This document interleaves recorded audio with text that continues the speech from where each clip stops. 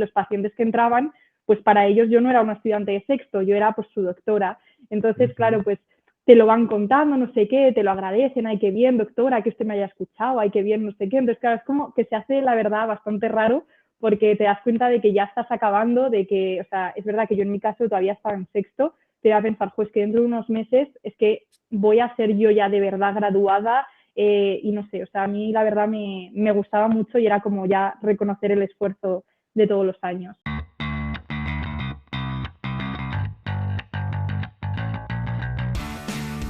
Bienvenidos a Podmédicos, el podcast de medicina para cuidadores de la salud.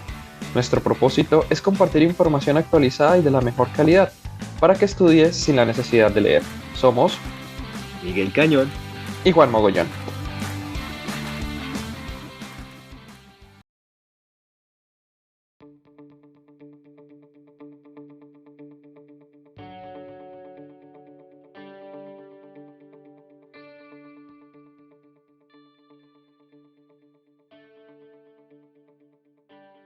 Hola a todos nuestros oyentes, muy buenos días, buenas tardes o buenas noches y bienvenidos una vez más a Podmédicos, su podcast de medicina. El día de hoy continuamos con el tema de educados para ser esclavos y hoy también tenemos una sorpresa muy especial. Nos acompaña la doctora Inés Rodrigo, o más conocida en redes sociales como Medicina con Inés. Es una médica graduada de la Universidad Autónoma de Madrid, presentó el MIR 2022 y en los próximos días será residente acá en España. Hola Inés, buenos días, ¿cómo estás? Hola, buenas, ¿qué tal? Pues la verdad estoy muy contenta de poder estar aquí con vosotros, que es algo que me hace mucha ilusión. Y bueno, así también pues para compartir un poco pues cómo ha sido mi experiencia y poder compararla un poco también con la vuestra. Genial. Miguel, ¿cómo estás? Hey, ¿cómo están? Buenos días, buenas tardes y buenas noches. Bienvenidos otra vez a Podmédicos y otro capítulo dentro de la informalidad académica. Sí, Así pues, bueno. interrumpo, perdona. Usualmente para nuestros oyentes nosotros tenemos dos tipos de capítulos, los académicos y los no académicos. Y en esta serie, pues hoy toca no académico, sino vamos a hablar de cómo es el sexto año de medicina acá en España. Así que bueno, Inés, ¿qué nos puedes contar acerca de ti? Bueno, pues como bien ha estado antes diciendo al presentarme, yo he estudiado en la Universidad Autónoma de Madrid, que es una de las universidades públicas que tenemos en Madrid y bueno, realmente es una universidad que tiene fama de ser bastante exigente y respecto al curso de sexto es un curso que a mí me gustó muchísimo porque esto veníamos de unos cursos muy exigentes, sí que es cierto que siempre teníamos mucha carga de prácticas que en otras universidades a lo mejor no había tantas prácticas y en la nuestra justo sí, pero sexto teníamos la suerte de que en nuestra universidad era un curso dedicado totalmente a la práctica. No teníamos que hacer ningún examen teórico y bueno, eso yo creo que la verdad es que era algo bastante positivo porque esto no ocurre así en todas las universidades de España. Entonces, pues bueno, nosotros la verdad es que tenemos un curso de sexto muy bueno. Ok. ¿Cuándo te diste cuenta que la medicina era el camino? O sea, ¿cuándo te diste cuenta que querías ser médico? Vale, pues a ver, yo lo digo muchas veces, o sea, dentro de la carrera yo he conocido gente que tenía vocación desde los 3 años y que tienen las típicas fotos ahí vestidas de médicos, no sé qué. O sea, la verdad es que este no ha sido mi caso, o sea, yo no me considero una persona que haya tenido vocación siempre de ser médico, ni veía series de médicos, ni nada de esto. Entonces yo como cuando entré a la carrera, sí que lo que más me llamaba a mí la atención de medicina era bueno, en ese momento yo lo veía como que era una carrera que nunca dejabas de estudiar y yo sabía que era una persona muy curiosa, me atraía mucho pues todo esto del cuerpo humano, la mente y demás, entonces como que lo vi como una carrera en la que siempre iba a estar estudiando, siempre iba a estar aprendiendo, podía tener contacto con la gente, podía ayudar y entonces era un poco lo que me gustaba, pero vamos, que yo siempre digo que o sea, no tenía como una visión de lo que es un médico porque en mi familia tampoco había médicos, que también es algo aquí al menos en España bastante común de esto de familias de médicos, pero es verdad que no era mi caso. Entonces, pues bueno, yo al final me metí un poco, tuve suerte que me dio la nota y mi máxima duda fue con psicología, que bueno, justo además mis padres son psicólogos, entonces como que también me llamaba mucho el mundo de la psicología y al final me decanté por medicina. Estoy notando un patrón acá. de que Ujú. al decir que eres curiosa, en realidad es que eres una filósofa y tienes amor a la sabiduría prácticamente. Y pues bueno, la medicina es un mundo enorme, grandote, precioso, divino, y que en realidad uno no deja de estudiar. Inés, nosotros en los capítulos anteriores hablábamos de que estudiar medicina en Latinoamérica es un privilegio y que pues bueno, hay ciertas diferencias entre lo que es estudiar medicina en Colombia, en nuestro caso que somos de allá, Ujú. y en España. Eso lo hablamos con Celia. Pero escuchándote, dices que tu sexto año fue más práctica que teoría. Ujú. Entonces, cuéntanos, ¿qué prácticas empezaste a hacer desde tu primer día de sexto y cómo se fue desarrollando tu internado, que nosotros lo conocemos así, el sexto de medicina, para nosotros es el internado rotatorio? ¿Cómo fue tu experiencia? Vale, a ver, pues como os digo, esto depende mucho de las universidades. Nosotros cuando llegamos a sexto, sí que es cierto que ya hemos rotado por prácticamente todas las especialidades que existen en España, salvo algunas más raras como farmacología clínica o inmunología o algo así que no hemos rotado, pero por el resto en nuestra universidad sí que tenemos la suerte de haber rotado. Entonces, durante sexto, lo que nos hacen es dividirnos el curso, que son aproximadamente 7 meses, y tenemos un mes en cada servicio. Y ese servicio nosotros lo elegimos y es como pues volver a repetir un servicio que nos hubiese gustado para ver si realmente pues nos gusta después para el futuro o algo así. Entonces, a nosotros dentro de esas rotaciones podemos elegir, pero dentro de unas categorías que ellos nos dan.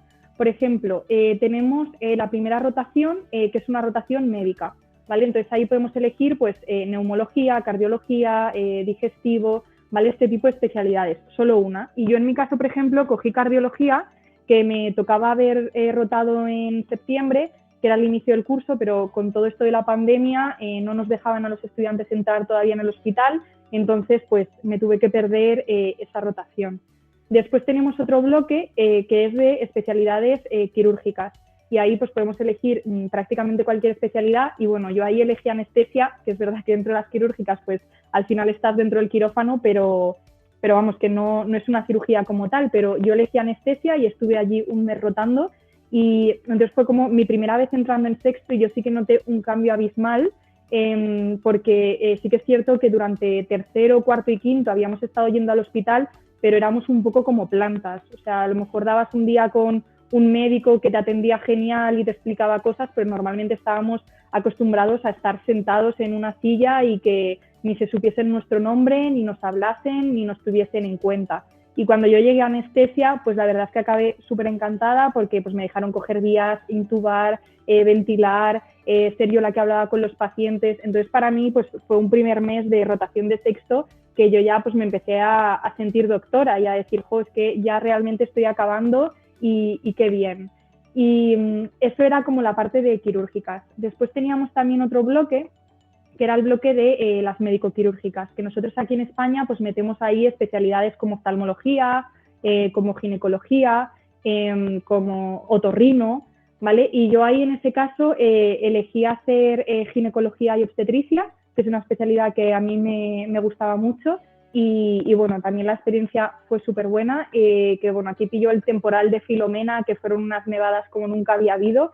Entonces es verdad que de todo el mes se quedó la rotación como en 8 días. Entonces, pues es verdad que no pude aprovecharla al máximo, pero igual me dejaron lavarme en cirugías, me dejaron hacer puntos de una histerectomía, me dejaron también ayudar a atender partos con las cesáreas. Entonces sí que es verdad que yo lo disfruté muchísimo, que a mí todo el mundo embarazada además me gusta un montón. Entonces lo disfruté mucho. Después teníamos otro bloque que lo llamaban como de asignaturas de especialidades centrales. Y ahí teníamos pues bioquímica clínica, genética, inmunología, farma, y eran así como especialidades que son raras y a mí me llamaban también la atención. Lo malo, entre comillas, era que en ese bloque estaba también psiquiatría y yo el año anterior, en quinto, no había podido rotar por psiquiatría y era una especialidad que, como os he dicho antes, que a mí me gustaba mucho la psicología, pues también la psiquiatría me gusta bastante. Entonces tuve que elegir psiquiatría y no pude ver como otras de estas especialidades más raras. Después, a nosotros en nuestra universidad nos obligaban a todos a hacer medicina de familia, que bueno, finalmente es la especialidad que yo he decidido hacer. Yo tuve que rotar en el mes de noviembre y la verdad para mí fue una experiencia buenísima porque igual también me dejaron hacer muchas cosas, estaba el sistema súper saturado, justo hubo un repunte con todo el tema de casos de coronavirus, entonces bueno, también tuve que estar haciendo PCRs, bajas, la doctora con la que yo estaba me dejaba ponerme en una consulta sola, que eso es algo que yo jamás me hubiese imaginado, y al final pues era algo muy guay, yo podía llamarla por teléfono si tenía algún problema con algún paciente, pero ya como que te empezabas a sentir realmente útil y no como otros años. Y después teníamos también un bloque que en mi universidad también era obligatorio, que consistía en elegir urgencias o medicina interna.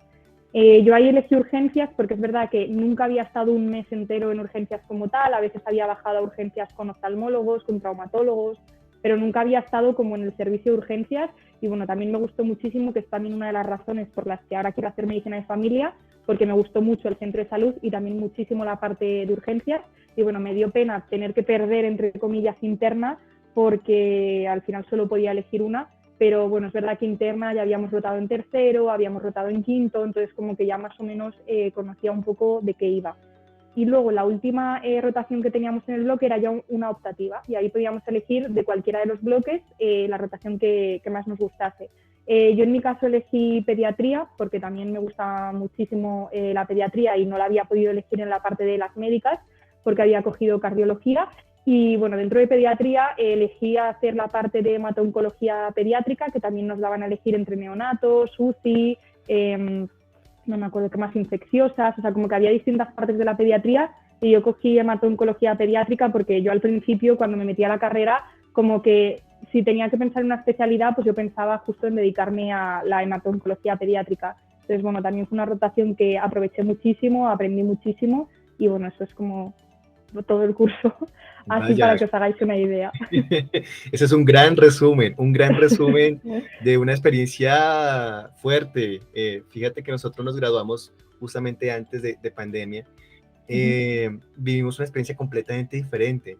En su momento pues hablaremos cómo se vivió aquí en Colombia para los estudiantes de Colombia, pero sí, eso cambia mucho la experiencia, ¿no? Y veo que pues en tu sentido más humanista también implicó cambiar de tomar decisiones que cambiaron como el destino de lo que ibas a hacer en sexto. Qué bueno.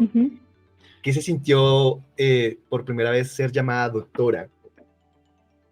Sí, pues eso es verdad que era más raro, o sea, a veces nos pasaba a lo mejor estando pues en cuarto o en quinto que de repente te hacían ir a una cama a hacer una historia clínica y te decían, ay doctora, no sé qué, o te decían, ¿tú eres doctora o enfermera? Y tú, no, doctora, y claro, era como un poco raro porque es verdad que sobre todo las personas mayores, y claro, tú pensás, ¿qué hago yo? O sea, estoy en cuarto, no tengo ni idea, y entonces es verdad que era como un poco raro, pero en sexto sí que me pasó muchísimo, o sea, en el centro de salud que ya os comentaba que al final mi doctora me dejó tener como una consulta mía aparte, entonces claro, ahí los pacientes que entraban, pues para ellos yo no era una estudiante de sexto, yo era pues su doctora, entonces claro, pues te lo van contando, no sé qué, te lo agradecen, ay, qué bien, doctora, que usted me haya escuchado, ay, qué bien, no sé qué. Entonces, claro, es como que se hace, la verdad, bastante raro porque te das cuenta de que ya estás acabando, de que, o sea, es verdad que yo en mi caso todavía estaba en sexto, te voy a pensar, pues que dentro de unos meses es que voy a ser yo ya de verdad graduada y no sé, o sea, a mí la verdad me gustaba mucho y era como ya reconocer el esfuerzo de todos los años. Me estoy sintiendo un poco familiarizado con este sexto de Inés, comparándolo con nuestro sexto. Pero tengo una pregunta, Inés. ¿Cuánto tiempo dura sexto acá en España? Vale, o sea, sexto nosotros, los cursos en España normalmente son desde septiembre hasta junio. Lo que pasa es que en sexto, al no tener asignaturas, es un poco diferente. Entonces, en nuestra universidad era desde septiembre hasta marzo. Después, el mes de abril nos lo daban un poco como de vacaciones y en el mes de mayo empezábamos a tener el ECOE, que es una prueba que no sé si tenéis vosotros allí en Colombia o algo parecido, que es como, se llama examen, no me acuerdo, como objetivo, estructurado, no sé qué, entonces como un examen práctico que te van poniendo pues diferentes casos clínicos que suelen ser de especialidades como ginecología, pediatría, interna, y entonces tienes que un poco pues ver qué le preguntarías al paciente, cómo llegarías al diagnóstico, qué pruebas pedirías, y entonces ese examen normalmente se hace en mayo junto con la exposición del trabajo de fin de grado, que bueno, también es otra cosa que ocupa gran parte de sexto, porque al final es, o sea, nosotros en nuestro caso en tercero sí que habíamos hecho ya un trabajo de investigación, pero bueno, o sea, en sexto era la primera vez que hacíamos un trabajo de investigación nosotros solos y bueno, también era una experiencia así y eso normalmente se expone como a finales de mayo o en junio. Entonces, como que digamos que desde marzo hasta junio, que exponíamos el TFG y demás, realmente como que no teníamos nada que hacer, que otros años sí que ahí hacíamos exámenes y otras cosas. Acá noto, y es una diferencia muy marcada, que nuestro sexto año en realidad es un año completo. Nosotros en Colombia iniciamos el 1 de diciembre y terminamos el último día de noviembre del siguiente año, que es pues literal un año completo y a mitad de ese año dan unas vacaciones y en algunos hospitales son algunas rotaciones, digamos como obligatorias, que son las básicas: medicina interna, cirugía, ginecobstetricia, pediatría y urgencias algunas veces. Y también en algunas partes de Latinoamérica, como México, también es un año completo. Entonces sí hay una diferencia entre el sexto de acá de España y el sexto en Colombia o algunos países de Latinoamérica. Oye, sí, a mí me parece como, de alguna forma, tener que apresurar el tiempo. O sea, tú tienes solamente como 9 meses en los cuales tienes que apretujar en esos 9 meses lo que tú quieres hacer, ¿no?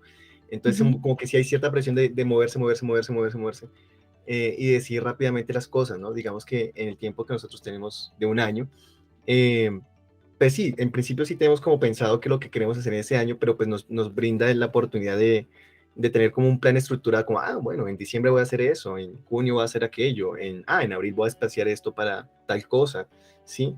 Y dependiendo mucho del hospital, pues se negocia cuando tienes como tus vacaciones, ¿no? Por lo general son las rotaciones que no requieren como una presencialidad en los turnos de noche, y que pues son más orientados hacia consulta externa, donde puedes pedir tus vacaciones, pero pues en general sí son las 52 semanas completas. Yo tengo otra pregunta, tú que tocas un tema importante. A nosotros desde algunos años, cuarto, quinto y sexto, hacemos ya guardias nocturnas y somos partícipes del proceso asistencial en los hospitales. Acá en España, tanto estudiantes o internos, los de sexto, hacen guardias nocturnas. No, nosotros no hacemos guardias nocturnas, que bueno, no sé si a vosotros os pagan o algo en las prácticas, que sí que hay países que sí como que les pagan. No, ¿verdad? En Vale. Ecuador pagan, no tengo entendido cuánto, pero en Ecuador pagan. En México pagan, pero bueno, la zona que yo conocí, en realidad el sueldo era una miseria.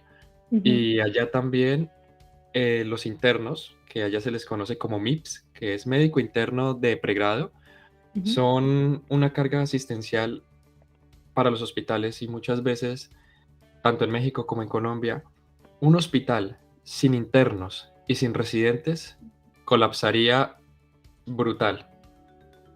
Claro, o sea, aquí en España es que realmente, o sea, es verdad que es un poco triste, pero es que la figura que tenemos normalmente de estudiantes, o sea, yo sí que en sexto, como os comentaba, noté mucho el cambio, pero es verdad que algunos de mis compañeros que justo por las especialidades por las que rotaron tampoco les dejaron a lo mejor hacer gran cosa o no lo sé. O sea, yo sí que es verdad que siempre llevaba muchísima iniciativa, o sea, yo cualquier cosa, yo llegaba y decía, ay, ¿lo puedo hacer yo? Si me decían que no, pues no. ¿Vale? Pero yo es verdad que no iba como con miedo de, bueno, me quedo aquí a que me pregunten si quiero ayudar en la cesárea. Pues como que yo es verdad que era muy activa de siempre preguntar, ay, ¿me puedo lavar? O ¿y puedo ir haciendo yo este informe? O ¿puedo ir hablando yo con el paciente? Entonces es verdad que yo lo aproveché mucho, pero claro, es verdad que en España no nos pagan, que hay mucha gente de Latinoamérica que me pregunta siempre por esto, por eso también os preguntaba a vosotros, pero claro, no nos pagan, pero tampoco hacemos nada. O sea, si nosotros no estuviésemos, pues el hospital no se caería.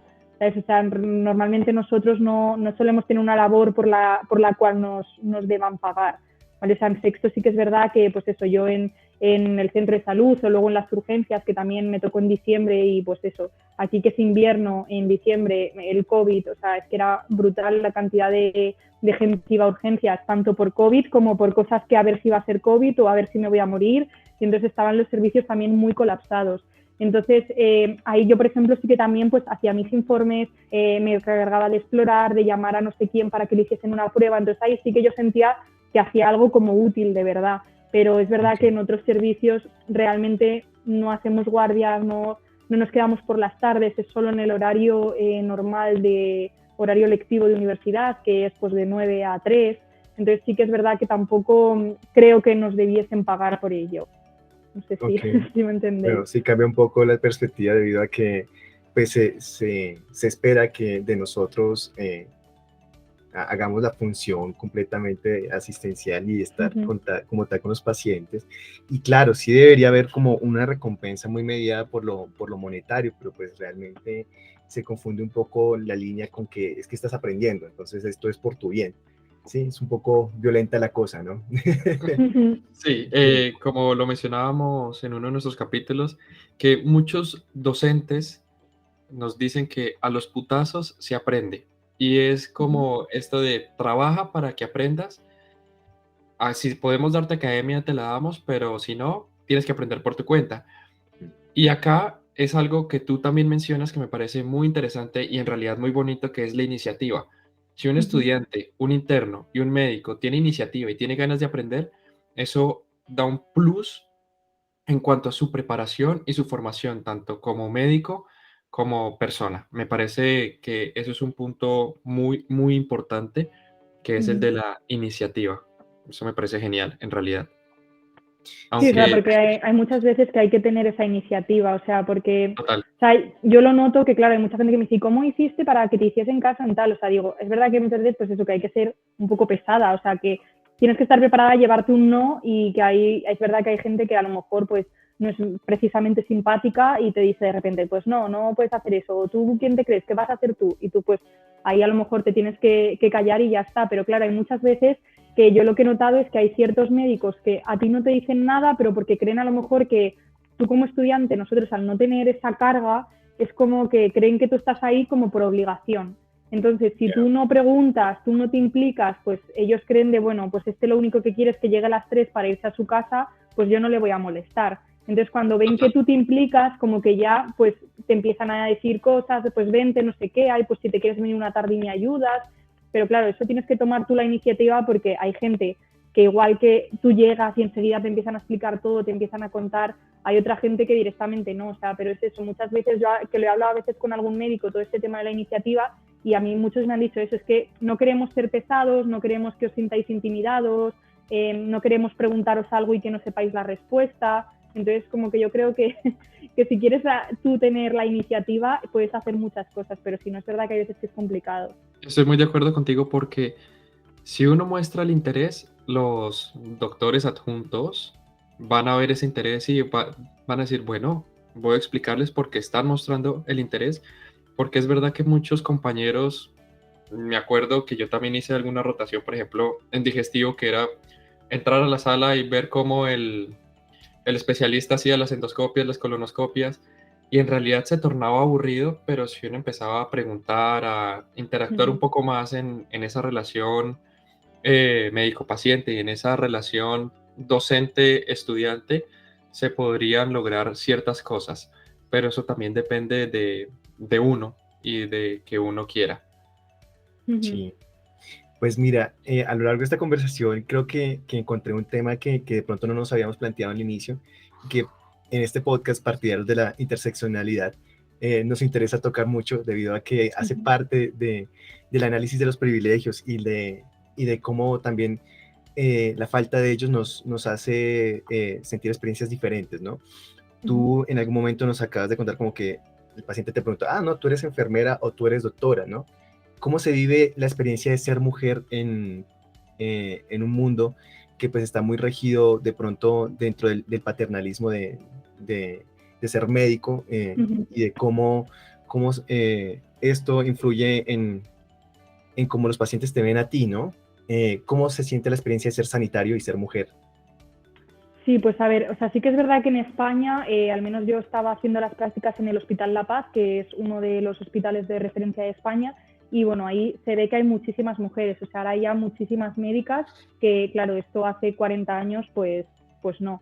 Entonces, ahora sí que es verdad que ya en el hospital se ven muchas mujeres y a ver, los pacientes, sobre todo suele ser con los pacientes más ancianos, porque como ellos no han vivido nunca el que existiese una doctora, o sea, para ellos, pues eso, las mujeres son enfermeras y los hombres son los doctores y son los listos y demás. Entonces, es verdad que hay veces que pasan cosas pues graciosas. O sea, yo me acuerdo un día que estaba en la unidad de ictus y estaba ahí pues un hombre y estaba como súper agobiado y yo pasé y tenía que hacerle la historia clínica. Entonces yo le estaba preguntando y le llamó justo su mujer por teléfono. Claro, normalmente es cierto que los médicos les dicen, no, pues cuelgue usted y luego tal. Pero como el hombre estaba tan agobiado, pues yo le dije, bueno, pues hable con su mujer. Y claro, estaba hablando de, no ha pasado ningún médico, llevo aquí 3 días y no me ha Dios, visto ningún médico. Claro, qué y entonces locura. cuando colgó, yo le dije, hombre, pero a usted sí le han visto médicos. Y dice, ¿qué médico? O sea, por aquí no ha pasado ningún doctor. Si lo único que pasan son niñas enfermeras. Y claro, yo me quedé así y le digo, no, es que esta Mm, señora que acababa de pasar, ella es la doctora, pero claro, o sea, era una doctora que no te estoy diciendo como yo, que obviamente pues soy más joven, o sea, era una doctora de 40 y muchos años, pero, o sea, él tenía la idea y claro, ya fue como, uy, pues voy a llamar a mi mujer, pues yo le estoy contando a mi familia que llevo 3 días aquí y que no me ha visto ningún doctor, porque claro, justo había coincidido que todo el mundo que le había ido a ver eran mujeres, entonces el hombre pensaba que estaba ahí desatendido, que le había dado un ictus y que nadie le estaba mirando.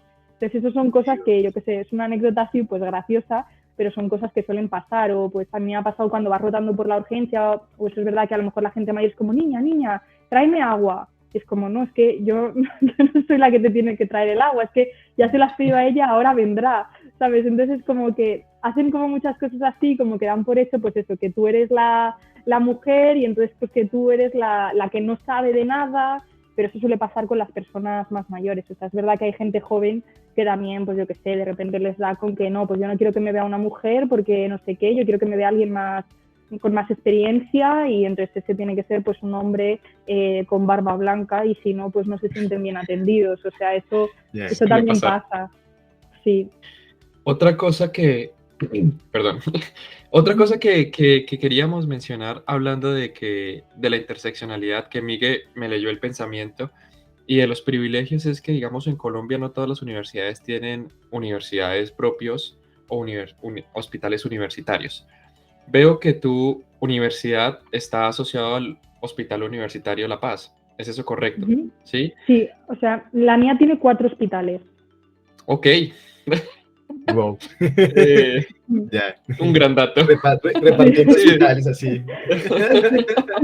Pues es muy bueno y esto toca la parte del privilegio, que tuviste el privilegio y la oportunidad de estudiar en este tipo de universidad que tenía las oportunidades y las posibilidades de rotar o hacer rotaciones en diferentes hospitales que sean propios de la universidad y no como otras personas que solo tuvieron o un hospital o que su universidad no tenía hospitales propios y tenía que hacer convenios con diferentes hospitales. Entonces, este punto de la interseccionalidad y el privilegio, las diferencias que se presentan en la educación, me parece pues también interesante y que merece la pena mencionar.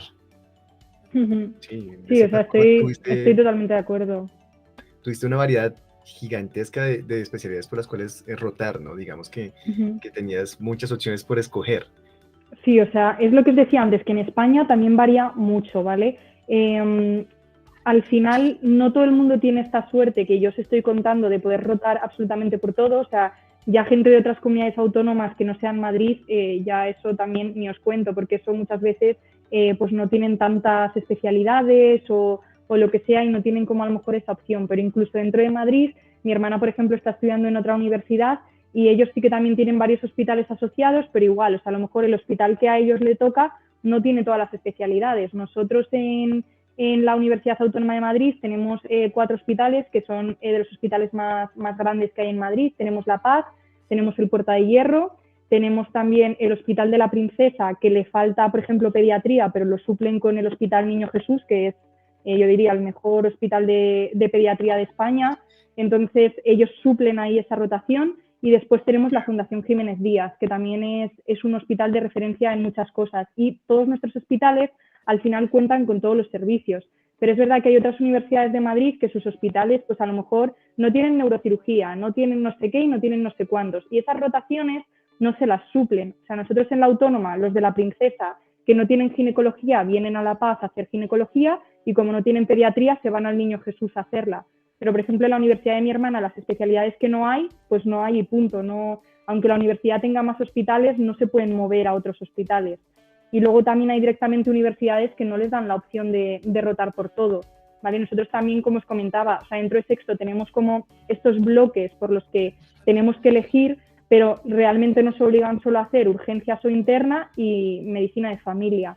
Pero hay otros sitios que a lo mejor ya han rotado por ginecología, pero como comentabais vosotros, sexto, pues tienen que hacer ginecología, tienen que hacer pediatría y al final no es en un año entero, es también igual que nosotros en 7 meses, con lo cual si ya te meten de esos 7 meses 5 cosas obligatorias, pues a lo mejor eliges una. Entonces sí que es verdad que eso también varía entre las distintas universidades. Pues yo sí que en eso sí que me considero muy privilegiada. Ok. Estupendo. Yo tengo una pregunta. Cuando yo entré a la carrera de medicina, o bueno, no, cuando llegué la mitad o terminando, en realidad no me acuerdo, había un video en YouTube de Querido Yo a los 17 y era de estos médicos que ya estaban a punto de salir, que decía, Querido Yo a los 17, tú puedes. Me gustaría hacerte esa pregunta. ¿Qué le dirías a tu yo de primero de medicina? Pues a ver, yo creo que le diría que se tome las cosas con calma, sobre todo que al final la carrera como que no la centre en aprobar o en sacar no sé qué nota, sino como en de verdad aprender, que yo creo que muchas veces pasa eso, que al final en medicina, al menos en España, es una carrera que en realidad es bastante competitiva, entonces muchas veces te centras simplemente en conseguir la mejor nota, conseguir tal, y muchas veces no estás aprendiendo realmente las cosas que deberías estar aprendiendo en cada momento. Entonces, bueno, también eso, como a disfrutar el camino, porque yo ahora hay muchas veces que lo pienso y digo, jo, si estas prácticas, por ejemplo, las prácticas de disección, que digo, es que ahora lo pienso y digo, qué suerte tenía yo de tener esas prácticas, de poder tener los cadáveres, pero en ese momento yo pensaba como, qué rollo, y otra hora aquí, y madre mía, y esto tal, y me va a salir mal, y como que realmente no estaba aprovechando ese privilegio que nos está dando la universidad. Entonces, pues un poco también esto, como a disfrutar y a no pensar tanto como en las notas. Hablando de las notas, ¿tú crees, ya como médico, ya como profesional, una nota define tus conocimientos? No, o sea, yo creo que no, y lo mismo creo que pasa con el MIR. O sea, hay mucha gente que el número que saquen el MIR ya creen que les define para toda la vida, de pues si tengo el número 10 pues es que soy buenísimo, y si tengo el número 8000 es que soy malísimo médico. O sea, yo para nada creo que las notas te definan, ni luego el puesto en el MIR tampoco, porque es verdad que, bueno, pues a la hora de estudiar, al final cada uno estudiamos de una forma, luego justo a lo mejor te caen preguntas que no controlas, o nosotros a veces que teníamos que desarrollar un tema, si el tema a lo mejor valía 4 puntos y justo cae el tema que tú no controlas, pues ya perdías 4 puntos de golpe. Que bueno, en España las notas son sobre 10, no sé allí, pero muchas veces nos pasaba eso, ¿sabes? Que a lo mejor ya directamente tu nota era un 6 sobre 10 porque justo ese tema no te lo sabías, pero hubieses sabido genial desarrollar otro tema. Entonces yo la verdad no creo que te definan. O sea, yo creo que además en medicina al final el trato con el paciente, hay gente que saca súper buenas notas y que de trato con el paciente es horrible, o gente que yo veo en las prácticas que dices, te suspende todo, pero le ves que luego se desenvuelve genial con los pacientes, que enseguida llega a qué pruebas hay que pedir, a qué tal, y luego le ves que está en todas las recuperaciones y que siempre suspende. O sea, que yo creo que al final no está correlacionado. No sé qué pensáis vosotros.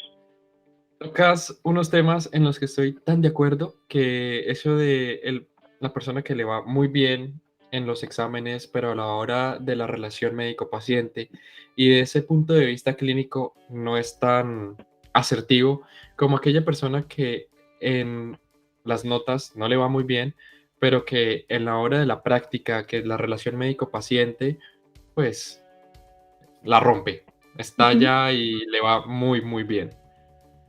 Eso lo Ciertamente. comparto. Sí. Pues bueno, ya para ir redondeando esto, no sé si tú tengas alguna pregunta como con respecto a las experiencias aquí en Latinoamérica, particularmente en Colombia. Si quieres conocer algo acerca de nosotros, pues nosotros ya llevamos un tiempito ya graduados, con algo de experiencia y con algo de choque con la vida.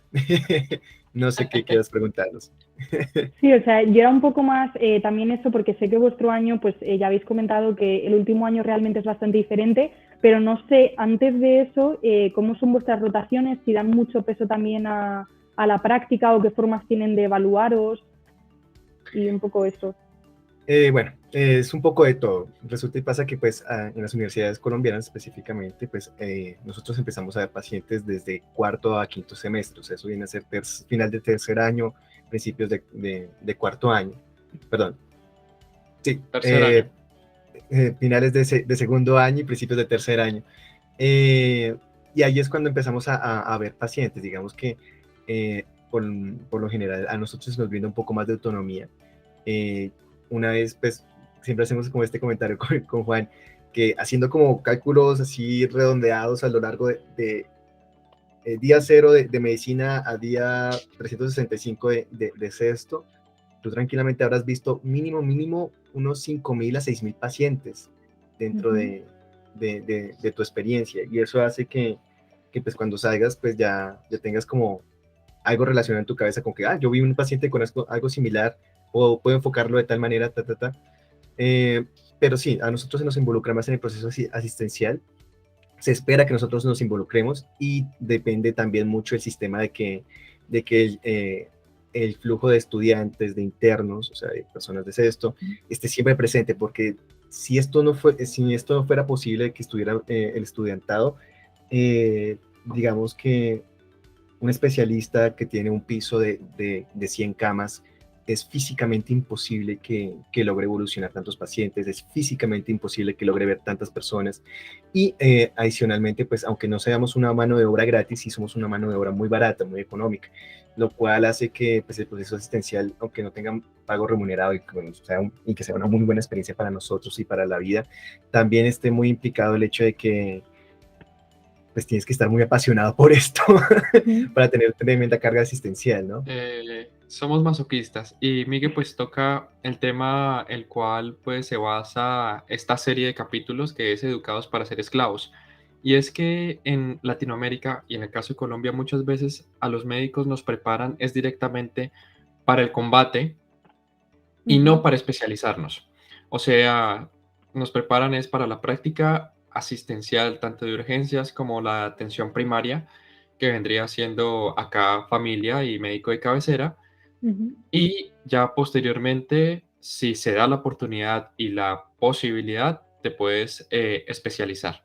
Entonces, por eso es que nosotros desde el principio de esta serie dijimos educados para ser Para esclavos. ser esclavos.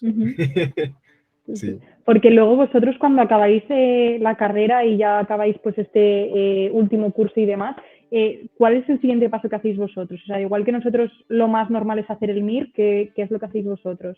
Bueno, nosotros, como lo comentamos en el capítulo anterior, Miguel nos hablaba del médico Héctor Abad, que en los años 60, Miguel, Sí.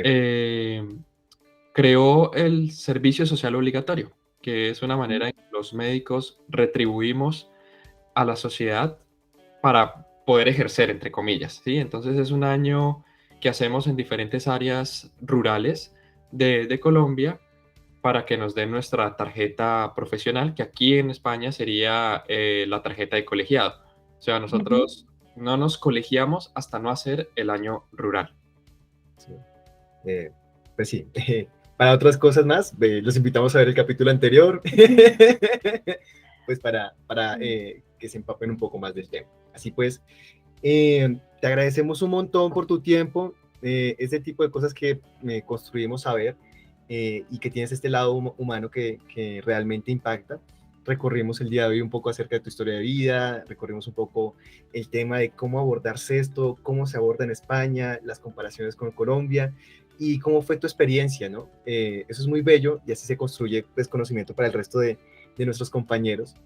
Siento que estas conversaciones son muy importantes debido a que nos ponen en el plano de ser humanos, ¿no? Un poco el tema del endiosamiento del título, de que tú escribas y firmas tu nombre como doctor, o al final le pones el MD, es como medio Dios, pero ya cuando te das cuenta que uno tiene conflictos, que uno tiene angustias, ansiedades, que uno los puede exteriorizar, que uno puede decir, hola, soy tan frágil como cualquier otro humano, El hecho que yo tenga esta carrera no significa que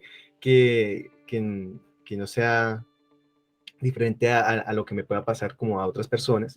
Hace que pues construyamos, a ver, y horizontalicemos un poco más la relación entre la academia, los pacientes, y dejemos de tener como esta línea tan paternal de que yo soy el médico y yo hago lo que se me dé la gana. Pues bueno, así que pues bueno, muchas gracias por tu tiempo, Inés, qué bueno. Pues Sí, muchas Inés. gracias también a vosotros, que he disfrutado un montón, así que de verdad que gracias por invitarme. No, muchas gracias a ti por aceptar esta invitación y gracias a nuestros oyentes por estar estos minutos acá. Si es la primera vez que escuchas este capítulo, te agradecemos, pero si ya nos has escuchado, te agradecemos aún más por volver. Queremos recordarte que si quieres información académica, puedes consultar en Instagram @podmédicos. Si lo que quieres es información para pacientes, @Miguel Cañón MD. Y por supuesto, el Instagram de nuestra invitada, maravillosa invitada, Inés Rodrigo Met. ¿Es correcto? Sí. Perfecto. Entonces, hasta el próximo capítulo.